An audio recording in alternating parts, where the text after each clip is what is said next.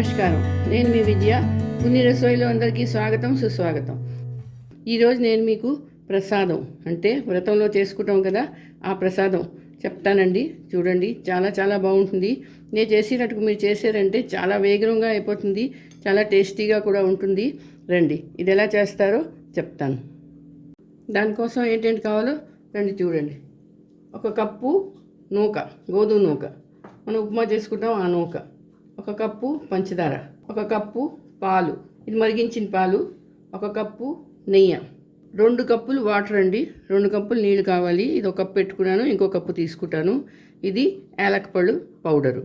ముందుగా stove on చేసుకున్నాను, మూకుడు పెట్టుకున్నాను.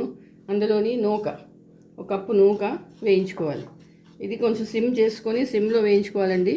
దీంట్లో ఇప్పుడు ఏం వేయొద్దు, అలాగే వేసుకొని వేయించుకోవాలి. కొంచెం బ్రౌన్ కలర్ అయ్యే వరకు ఇది వేయించుకోవాలి. చూడండి, నూక వేగిపోయింది, కొంచెం ఎర్ర రంగు వచ్చేసింది. ఇప్పుడు నేను స్టవ్ ఆఫ్ చేసుకుంటున్నాను. ఇది కొంచెం చల్లారాలి. నూక చల్లారిపోయింది. ఇప్పుడు చూడండి, ఇప్పుడు నేను గ్యాస్ ఇంకా ఆన్ చేసుకోలేదు, తర్వాత చేస్తాను.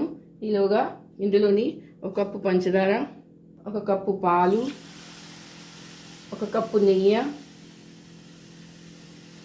మనం ఎంత వేస్తే అంత బాగా వస్తుందండి. 2 కప్పులు నీళ్ళు, దీన్ని కలుపుకోవాలి. బాగా ఇలా చల్లనా దాంట్లోనే కలుపుకోవాలండి. ముందు మామూలుగా కలిపేసుకోవాలి, ఉండలు లేకుండా. చూడండి, ఇలా కలిపేసుకోవాలి. కలుపుకున్న తర్వాత ఇప్పుడు గ్యాస్ ఆన్ చేసుకున్నాను. చేసుకొని కొంతసేపు 5 నిమిషాలు ఇలా కలపాలి. కలిపితే ఏమవుతుందంటే ఇందులో ఉండలు అవి కాకుండా, ఉండలు కట్టకుండా ఉంటుంది. చాలా మెత్తగా ఉడికిపోతుంది ఇది. చూడండి, ఇలా ఉడికిపోవాలి. ఇప్పుడు ఇందులోని ఇలాచీ పౌడర్ కొంచెం వేసుకోవాలి. ఇలాచీ పౌడర్ వేయగానే చాలా మంచి వాసన వస్తున్నది. చూడండి, ఇలా దగ్గర అయిపోతున్నది. అది కొంతసేపు అవగానే బాగా దగ్గర అయిపోతుంది, ఉడికిపోతుంది కూడా. సిమ్లో పెట్టాము కదా, బాగా ఉడికిపోతుంది.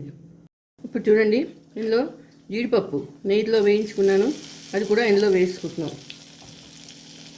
వేసుకొని కలుపుకోవాలి. చూడండి, దగ్గర అయిపోయింది. ఇలా చేస్తే ఉండలు అస్సలు అవ్వదండి, ప్రసాదం చాలా బాగా వస్తుంది. ఇది కొంచెం చల్లగా అవ్వాలి. ఇది వచ్చేసారా, ఉడికిపోయింది. ఎంత మంచి కలర్ వచ్చింది, అలాగే నెయ్యి కారుతూ ఎంతో బాగుంది. ఇది 1 నిమిషం అలా వదిలేస్తే ఇంకా గట్టిపడిపోతుందండి. అప్పుడు చిన్న చిన్న ఉండలు చేసుకొని అందరికీ ప్రసాదాలు ఇవ్వచ్చు. ఇదిగోటండి, వ్రతం ప్రసాదం రెడీ అయిపోయింది. మీరు చేసుకోండి, అందరికీ పెట్టండి. నా వీడియో ఎలా ఉందో కమెంట్ చేసి చెప్పండి. అలాగే లైక్, షేర్ కూడా చేయండి. మళ్ళీ ఇంకో వీడియోతో కలుస్తాను. అంతవరకు సెలవు.